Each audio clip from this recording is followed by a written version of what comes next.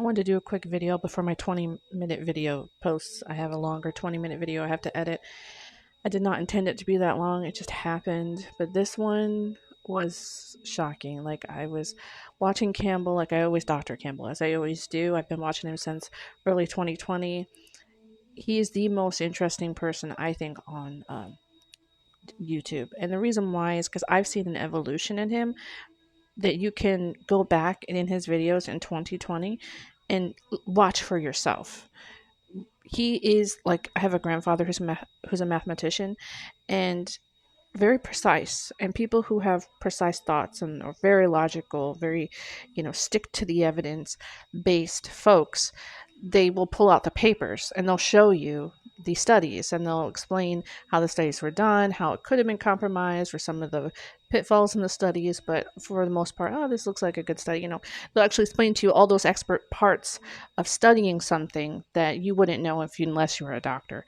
And in the early 2020, when the experts were coming out and telling us all these things that we had to believe, we didn't have a choice, he was pulling out the papers, underlining what was being said and the difference between all the different information. And he had this really interesting study on vitamin D, and it still stands.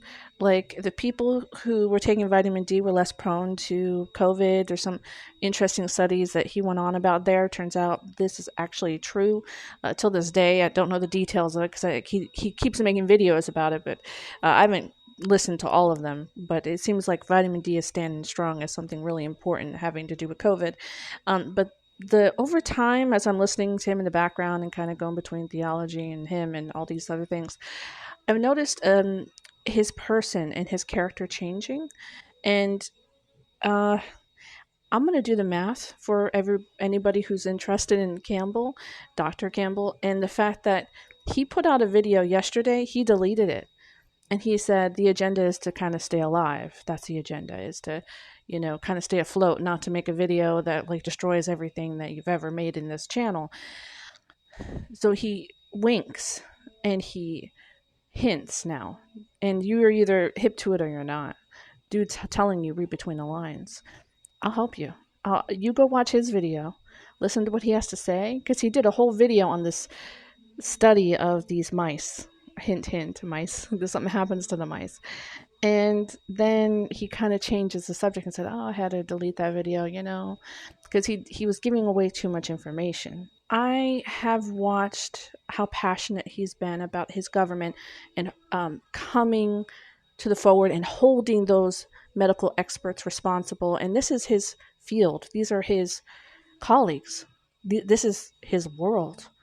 And over time, I've noticed he now has a lot more skepticism, a lot more doubt. He's a lot more careful in not just taking what one person says, but comparing it to everybody else, and a lot more like reading between the lines. And he can kind of, because he's a doctor, I'm sure of it, he can kind of see all the angles that the people aren't coming from quite correct, that could be falling in the gaps as far as information. It's been fascinating to watch. I've learned a lot from him.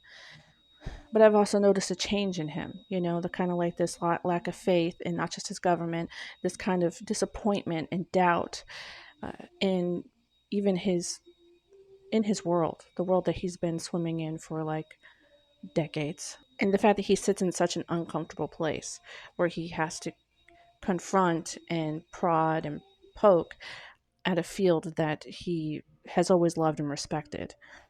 And now he seems very doubtful that anybody's telling the truth, which I agree. And I was shocked by this video because not only did he say, hey, for anybody who can read between the lines, read it. He didn't say it, but he said it. And then he also addressed Davos. I'll also put a Shapiro video down below about this Davos thing happening next week. And it's timely, and it's already happening. My opinion on this is not a fear-mongering video. This is about being in Christ, just like the pandemic. I have videos about how I approach the pandemic. It's exactly the same. Whatever God rains down upon us, I agree and believe that this is probably judgment in some way, shape, or form. if God allows it, because there's a gate, just like with Job. Satan has to approach and say, hey, do I get to do this? And God can say yes, God can say no. And no matter what evil schemes and plans man has, if God does not allow it or ordain it, or say, hey, I'm going to turn my face over here and it's going to happen. If you are in Christ, nothing's going to touch you, because even if death touches you, you're going to heaven. It's your time. Your days are numbered, and that was your day. So if he turns his face away from us as a country, which I believe judgment is on its way, it's just a matter of time, then this will pass. Meaning this will come through just like the pandemic in the next so many years. It will happen down the line. And judgment will fall upon us. A similar situation will happen, if not worse, because remember, history happens in cycles. And if you look at the four horsemen, the first horseman comes in with a bow, and he has some type of it's an arrow, but it implies something having to do with, if you study it, it's like something to do with, I don't want to go into it. Anyway, things happen in cycles. So if this is one of those, just know in Christ you're going to be fine. This is my point. Whatever happens, whatever the cycle is, just know, have faith that it's going to rain around you. Then, the flood will come around you. And no matter where you stand or sit in that, you will always be fine in Christ. So don't be afraid. Pray about it. If you want to do some spiritual warfare against it, fine. But if God allows it, it means judgment happens. And the Davos people are allowed to win just long enough to lose. And what God will be winning while Davos wins is souls. That's what God's going to win. No matter what, he's going to get the souls. The people who have the waters around them growing dark and growing high and being, like, oh my gosh, there's a Leviathan, there's something scary lurking in the background. But that will cause you to know you're sinking. So if you're depending upon like Trump, or you're depending upon Biden, or all these people who are all in cahoots with the same folks, you're gonna just sink further and further into darkness. You have to know it's Jesus. He is the truth. He is the life. He is the way. And that's the video.